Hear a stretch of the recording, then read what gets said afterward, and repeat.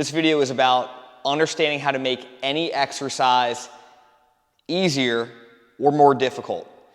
And I think this is one of the most important concepts because if we can understand how to do this, we can work out by ourselves confidently without worrying about putting ourselves in a bad situation. And also will allow us to get stronger and progress in a way that's confident where we can be successful. So the first way or variable that we can address is by addressing range of motion. And so we're going to use the lunge for an example of all of these. If I'm tapping my back knee to the ground, I'm going a set distance. Let's say I want to make this movement easier. I can actually decrease the distance by not going down as far because I have this mat here.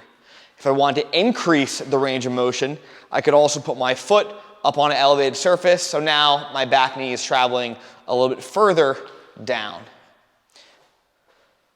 The next thing that we can do is address what's called tempo. And if I go down like this, that's not very hard because I'm dropping to the ground versus adding a slow, controlled movement to it. I'm actually creating more time under tension, which will be more of demand on the musculature. We can also use something by adding stability to the movement or points of contact. And so if I hold on to this pipe, now I'm actually assisting myself through the pattern because I have an extra point of contact on the ground, which allows me to perform the movement with more ease.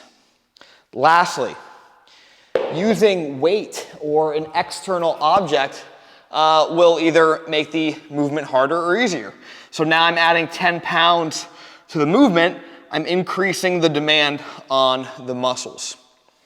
The last few variables that we can add are performing more repetitions, more sets of the exercise, which will, in the grand scheme of things, create more metabolic distress to the muscle that we're actually trying to work on. So if you can understand those variables, you will be in a very, very successful position when you're working out on your own.